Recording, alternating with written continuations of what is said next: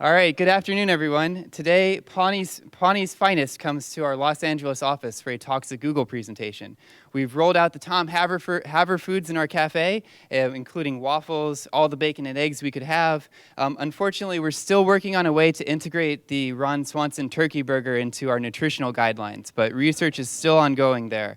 But now we're really ready to treat yourself. We have 4 amazing members of the Parks and Rec crew here today to talk about their new season, Season 5, which starts on September 20th on NBC Thursdays.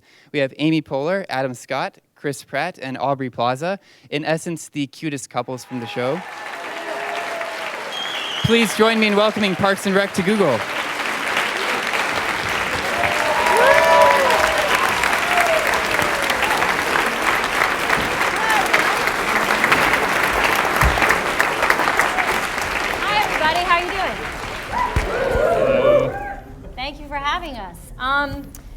My name is Amy Poehler. I'm with Adam Scott, Aubrey Plaza, Chris Pratt. We make up part of the cast of Parks and Recreation. We're so happy we could join you here today. We should say welcome to the Parks and Recreation's Google Talk. And it's going to last about an hour, and then we will participate in a Google Hangout after that. And is that just where we just hang out? Yeah, we're just going to hang out. It's like super cash style? Right. If it all goes well, it may turn into a Google Makeout, where we let people come up and make out with us. And then there's going to be Google Sex, which is self-explanatory. Yeah. And then a Google Walk of Shame. And then a Google Morning After Pill. That's right, Morning After Pill. That's right. But if that doesn't work, then it'll be Google, why isn't the audience calling me back? I would like to say that Michael Schur, the creator of Parks and Recreation, was supposed to be here, and unfortunately he could not make it. He was working really hard on our next script. It's very, very complicated, and he's sorry he can't be here, but he wants you to know that he's working very hard, and it's tough work because we are entering into Season 5, The Rise of the Dragons. Which is what we're working on now. Okay, so I'm gonna ask you guys questions like I don't really know you, I guess. Okay. Hi, I'm Adam. Hey, how you doing? Nice to meet you.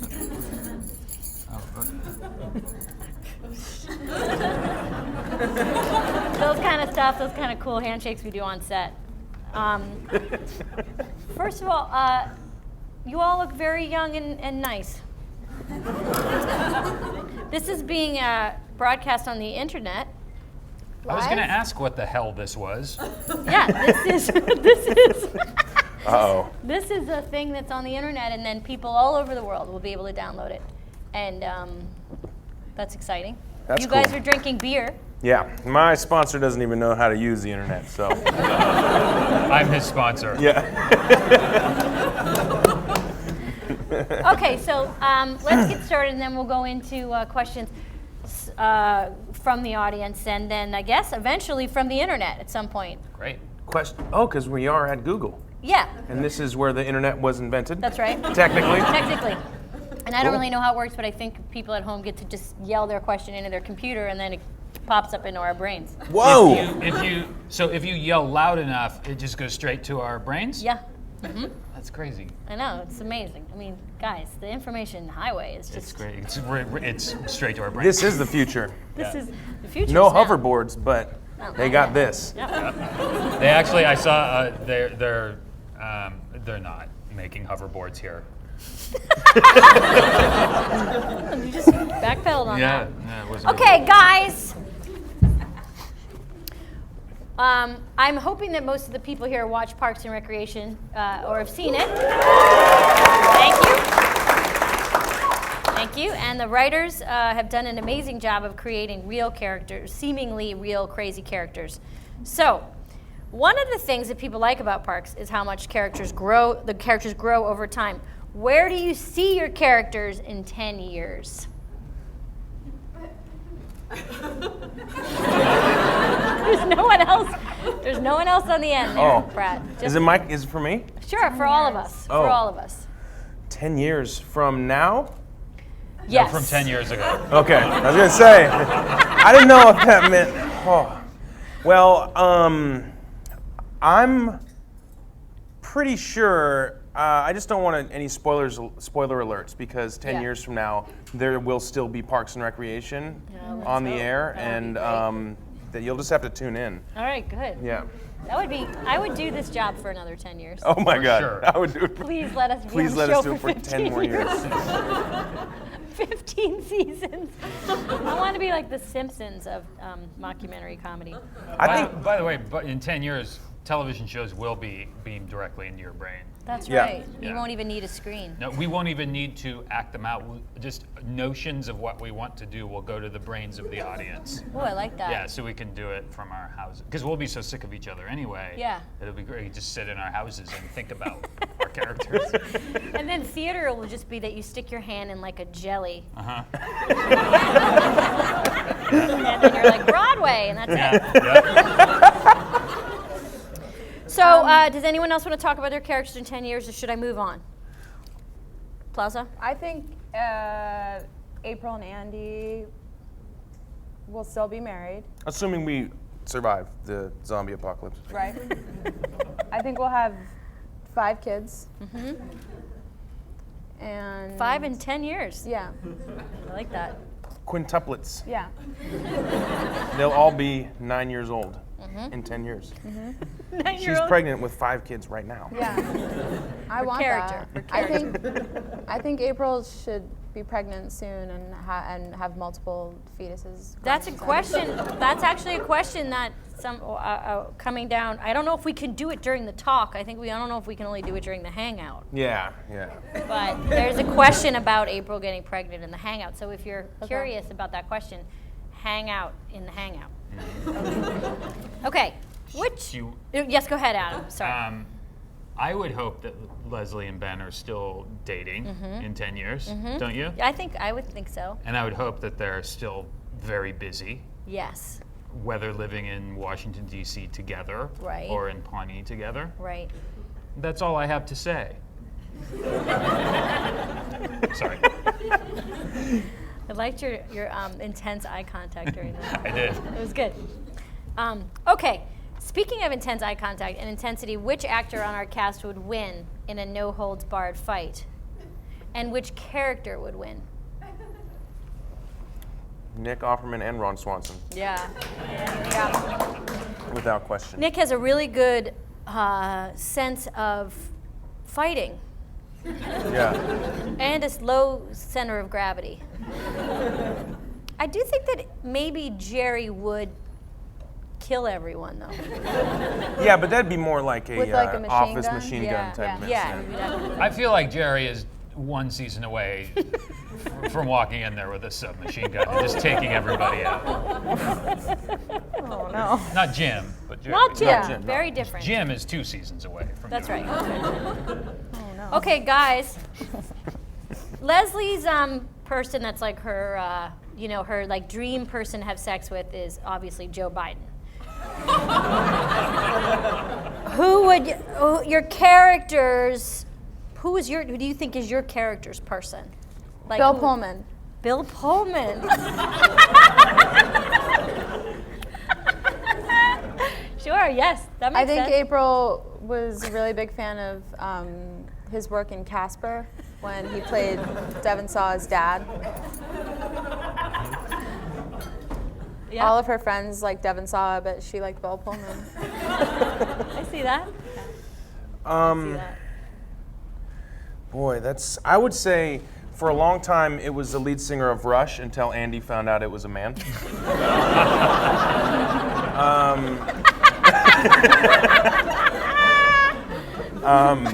He's still high on the list, but probably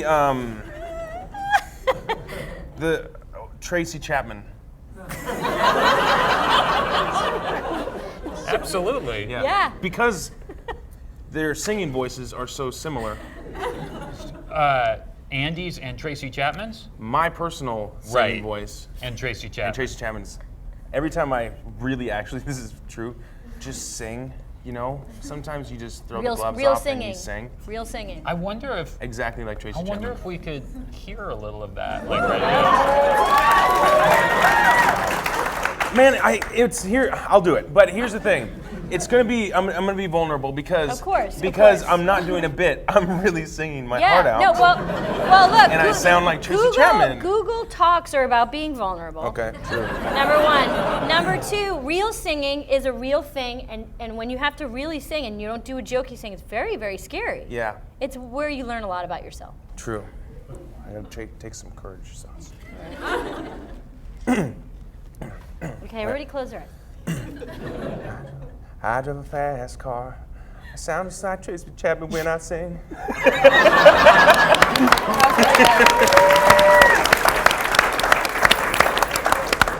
Thanks, guys. What about Ben? Who's his fantasy?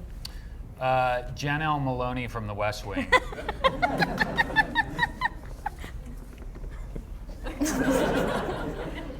That's so specific and so true. Okay. What about? Oh, Leslie's is Joe Oh, Biden. right. Yeah. But I think she has a thing for Daniel Craig a little bit. Yep. We've said that she has a Daniel Craig shaped body pillow. And who else? She probably wouldn't kick Sam Waterston out of bed or something. I'm trying to think who she likes. Okay. What's the most surprising line or a story that you've been given yet in the season? Like, is there been a surprising moment that you got that you were like, without spoiling anything, that you're nodding your head that you're thinking of? This season? Well, we don't want to spoil maybe anything this season, I guess. I don't know. But if there's a way you could say it without spoiling it, yes. Or like I'll offer this, like in season, I forget which one it was. Leslie, you find out Leslie's like kind of a hoarder.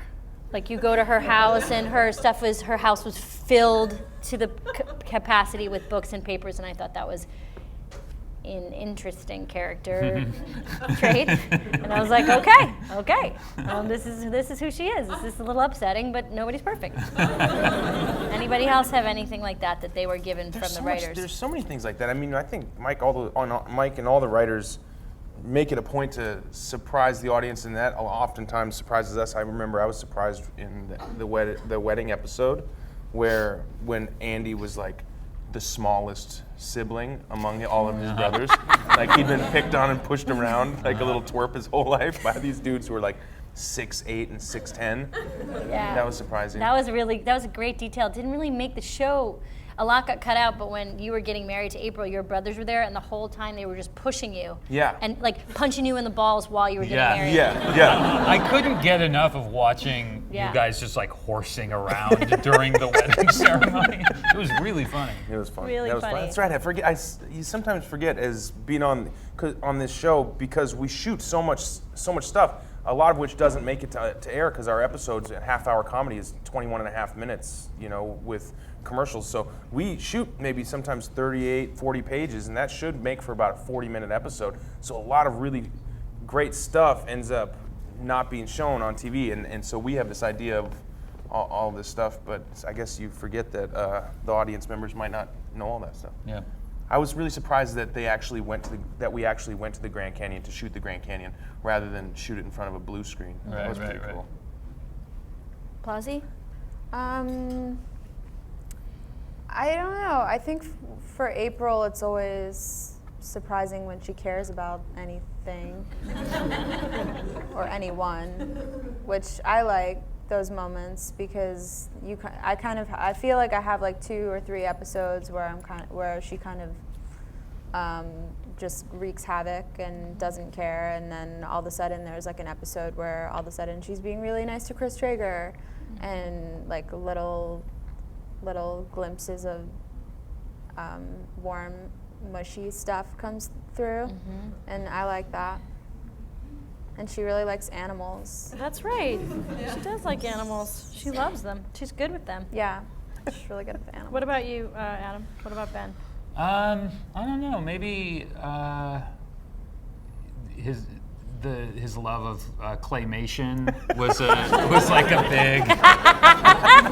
It was really great. Like when you read these things, you have no idea what's coming down the pike until you get the script and you read these hilarious things they write for you, and it kind of opens up this whole other world to the character. It was really funny, and I was. You have a proclivity for depression. Ben, Yeah, Ben yeah. does. Ben can go kind of dark. He spins out if things just kind of change a little bit, and so it's really fun. It's really funny. Adam was dressed on set one time in Ben's depressed clothes, and I was like, hey. And he was like, hey. Like, I didn't even notice that he was wearing depressing clothes as his character. It wasn't until later that you realized it was my wardrobe. I was like, oh, you're wearing Doc Martens and a Letters to Cleo t-shirt. Those aren't your clothes from home? Okay, and why don't we explain, some people want to know what a typical day is like on set, like a typical week or a typical day. Can you guys explain that at all for people who would kind of want to know what it's like working on parks? Well, it depends on who you talk to, but for us, at least for me, it's real easy. It's fucking awesome. It's great. Typical day, 11 o'clock rolls around. I'm like, oh, God, I got to work in 2 hours. Bop down the hill, 7 minutes to get to work. Show up, park in a spot right next to, like, a trailer, kind of like the one I grew up in, but a little bigger. Go in there, hang out for a while. Someone will knock on the door. Hey, Chris, they're ready for you in hair and makeup. That usually means in about 20 minutes I'm gonna come out and go get my hair done. No, it's really fun. Like our crew works really hard. So it really depends on who you ask, because the people who on the crew will work 60 hours a week, and so for them a typical day is rolling in around 7. Working their tails off, getting all this stuff set up, and being there until 7 or 8 o'clock at night. So it's a machine. I'm really lucky in that I'm number 5 or 6. I'm down on the call sheet, and I might be in 8, 9 scenes in the whole episode. So I get maybe 2 days off a week, and don't even work full days when I work. So for me, it's like I said, super easy. And everyone here has done a lot of projects during the season and in between the seasons, so everybody gets to do a lot of different projects. And like I think you did about 5 movies over the break, all of you, in various ways. Yeah, I think you did. Yeah, the most we movies. worked a lot. Yeah, it gives you time because it's because we have an ensemble cast. It gives us time to our showrunner and the network. They really let us go do other things and work around allow our schedules to be flexible in that way. And every time, don't you think, every time you go on and do something else, do a movie or work on something else, you come back, their crews, they're never as tight as Parks crews. Yeah, I gotta say, I mean, we're whatever. It's true, which is that we shoot really fast, and because it's mockumentary style, we never really know where the cameras are, and there's not a lot of waiting around for cameras and lighting and stuff. And everybody's on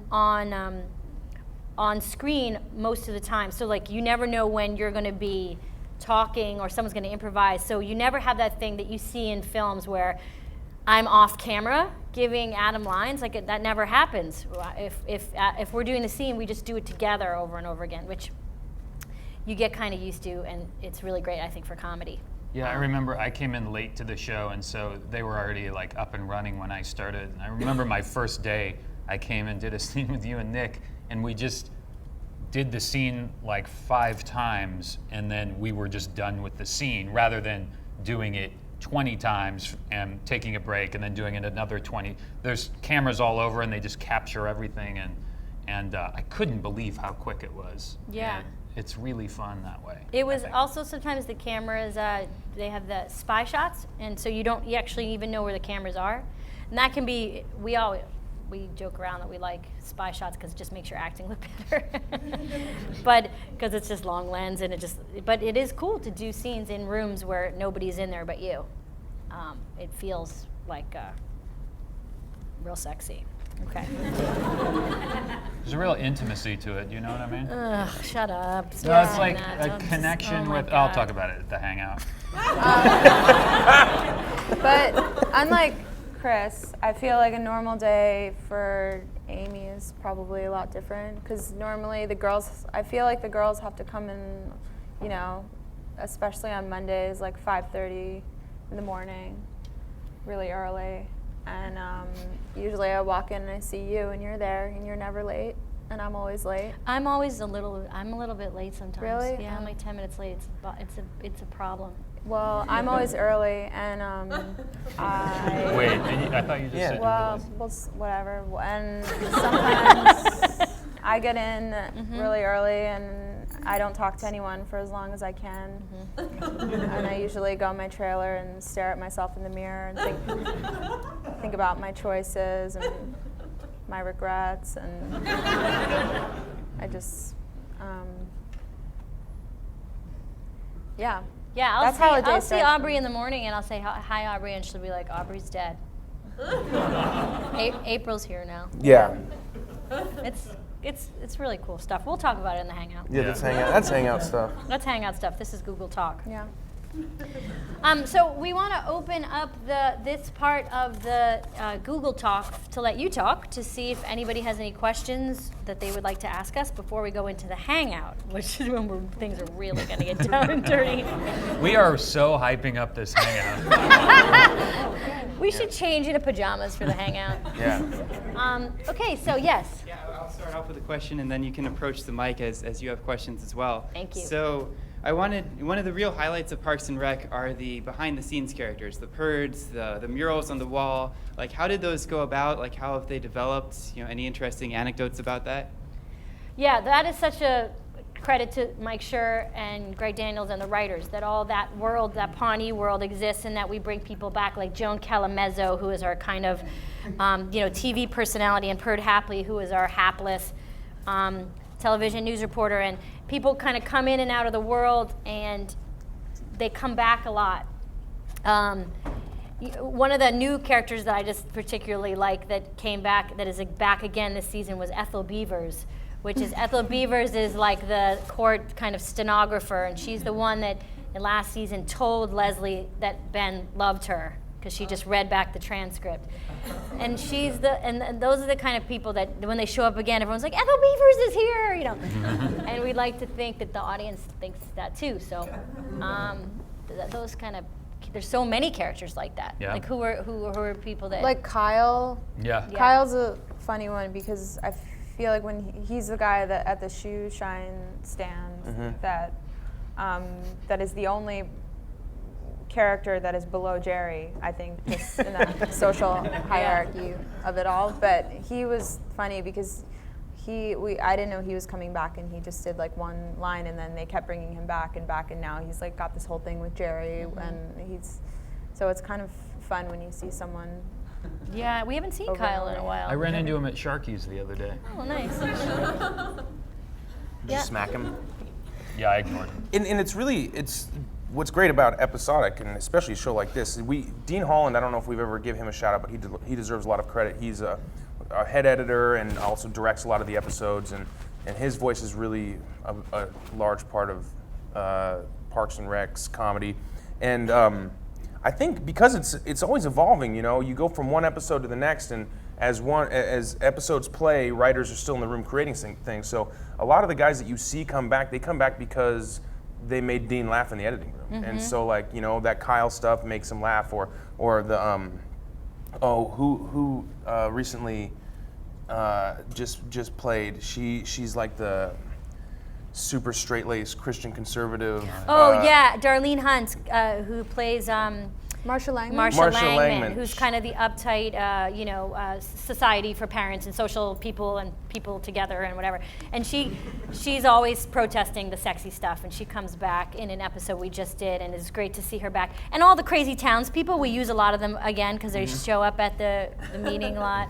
And we had great, we've been really lucky to have such great people come join our show, cast-wise and guest cast-wise. And last season we had Louis C.K. come back, and Catherine Hahn and Paul Rudd, and this season we just did. You saw on the clip, John Glazer comes and plays a really uptight councilman named Councilman Jam, who jams things up. And we have a lot of other good people coming down. Lucy Lawless is with us now, playing a possible love interest for Ron. Lucy Lawless was Xena Warrior Princess, if you don't know. She's... And still is, to my mind. Still is. Yeah, still is. But one of our writers, Harris Whittles, comes back as Animal Control a lot, which is, That's right. excuse me, always super funny. That's right. That's right. So those guys earn it. They get laughs, and that's Yeah. why they come back. Yeah. Question. Yeah. On the same note, as far as guest stars go, is there any actor that you would love to come onto the show? Jason Statham, maybe? Someone like that. Oh, yes. Yeah. Do you know Jason Statham? Do you know Steve? That would be sweet. Only if we call him the transporter. Well, I've been very vocal that my dream would be to have Bill Murray be on in any way, just because I think he would. Well, because he's my comedic hero, and because I think he would fit in Pawnee somehow. We have a mayor on our show that we talk about a lot that we've never seen, and that would be my dream to have him play that. Anybody else that you guys? I really want Dave Matthews to be on just so Andy can meet him and cry. That would be great. I don't know how it happens, That would be but great. it's If he gets on and plays with Mouse Rat. Oh God, that would be Andy's dream. Yeah, yeah. Can you Yeah. imagine? Or maybe like, I don't know, Darius Rucker or like Eddie Vedder or just someone like that who's just like Yeah. was a big '90s iconic rocker. That would be sweet. I'd really like Rosie Perez to be like my aunt. Yes. Or That would be like sweet. someone really like spicy and Latina to come and like, be one of my Yes. family members. To be your Tia. Yeah. That's right. Oh my God, I love you. And Adam, what about you? I don't know. We've had some great ones so far this year. We had some senators come in when we were in D.C., which was really great. That's And right. That was a real experience. The four of us were in D.C. together, and it was a real amazing experience working with them. If you're watching the Google Talk and you're at minute 40 and you don't know this, our show premieres on September 20th, and we go to visit April and Ben in D.C. I have a feeling if you've watched this long, then you know that.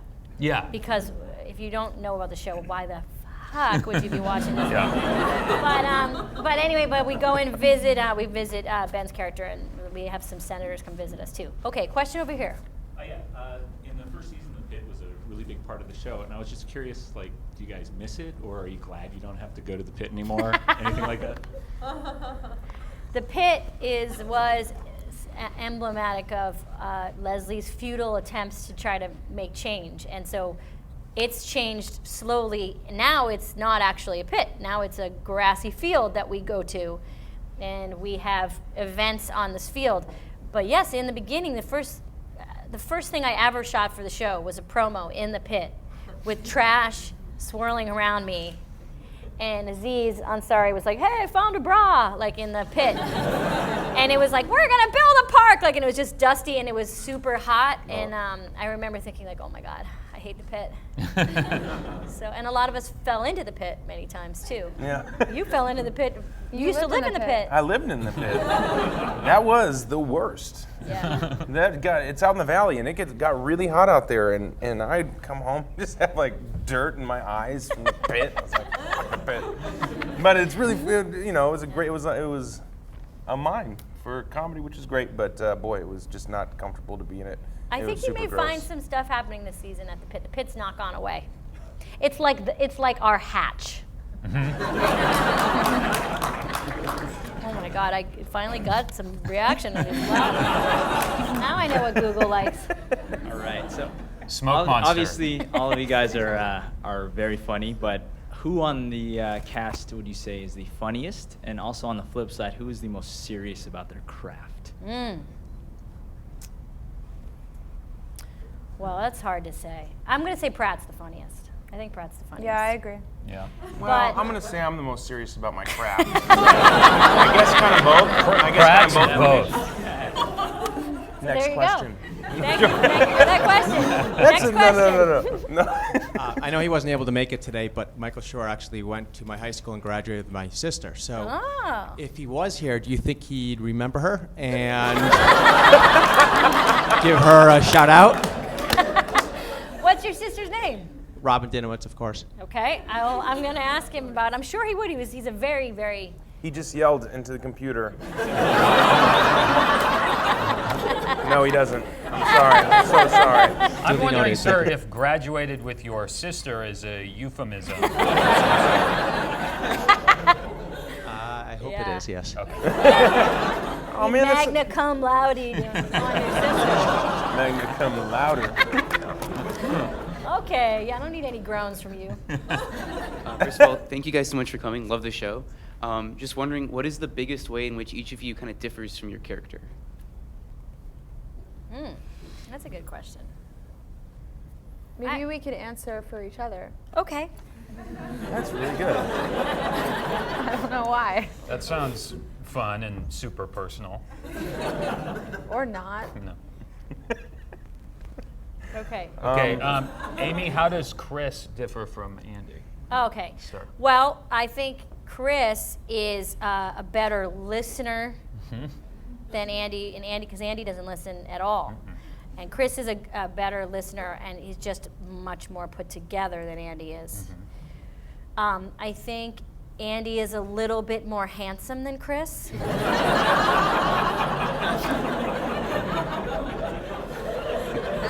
And that's something that Chris has to kind of work through. But I would say that. I would say that Chris is not as as checked out as Andy is. Let's hope so. Okay, Plaza, you answer for Okay, Adam. I think that Amy is funnier and sexier than Leslie No could ever imagine being, ever. Thank you. Thank you. All I heard was sexier, so I'll take it. Okay, Adam, I'm going to answer for you. I think you, oh my God, I was just going to go so dirty, and I just stopped myself. No, I saw your reaction to Magna Cum Laude. I'm not going there again. Okay, no, but I think, Adam likes to drive barefoot. And he's from Santa Cruz. So he's a lot more, you're much more you're less tightly wound, I think, than Ben is. Bro, listen. If you're wearing flip-flops and you're driving a car, it's unsafe to keep the flip-flop on. Am I right? No. Okay. But why do you think it's okay to drive barefoot? How do you think people drove before there were shoes? That's a good point. That's a good point. Okay. I'm going to say Aubrey and April, for the first year that I was on the show, I didn't think there was a difference. But now it really is two completely different people. In what ways? I don't know.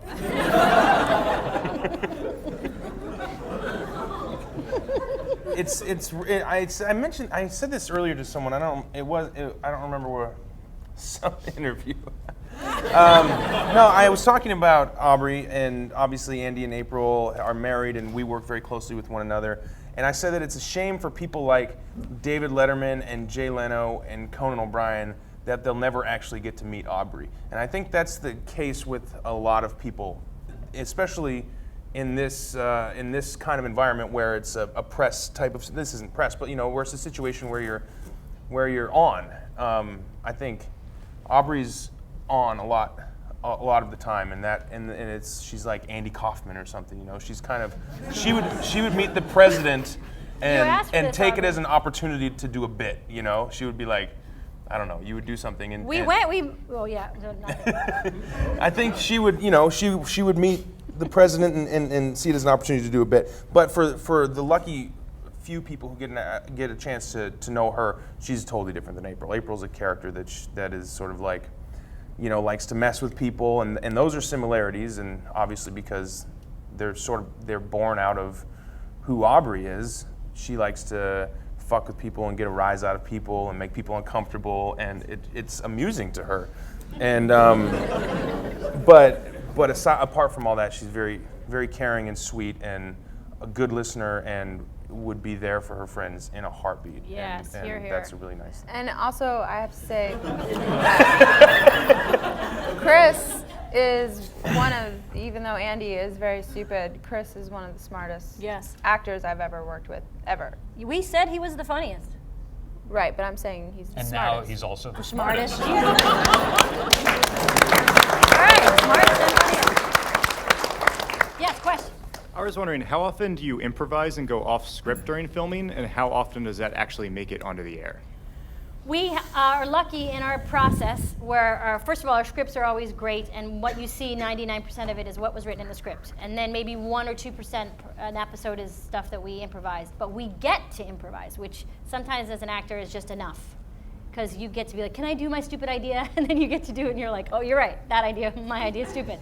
But we get to do what we call on set, we call it a fun run, which is we do the scene until we have it, and then we get to do a version after we know it, where we kind of fool around. And every once in a while, bits of it get on the show, or, but usually it's just longer and less funny than what was written in the script. That's true.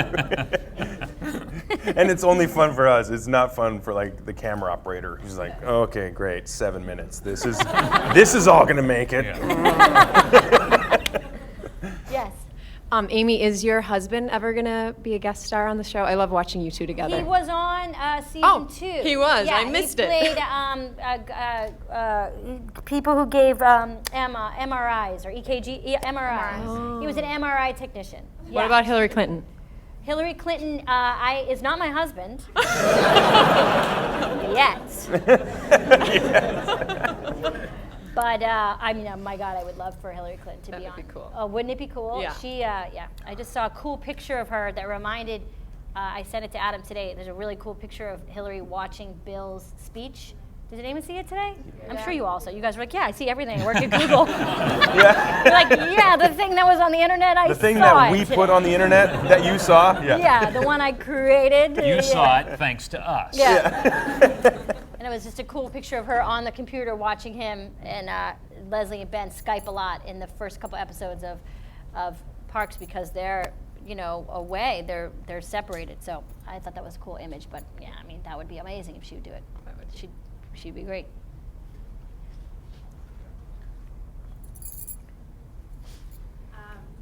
Great question. I had a kind of follow-up thing. Is there any chance that the Pawnee folk might take a road trip through OC for Arrested Development, or vice versa? The Arrested Development crew visit Pawnee. Well, would that let me play ask out? you guys this: what do you think we should do a crossover with? What show?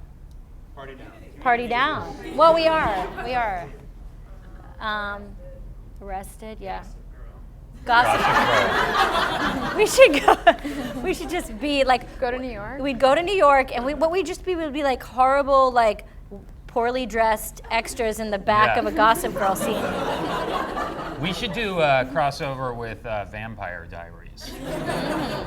Well, Ian Helder, he looks like Rob Lowe's younger. He does. He looks like Rob Lowe's son or He brother. does. Wait a minute, Adam. I think I've stumbled onto something. Yeah.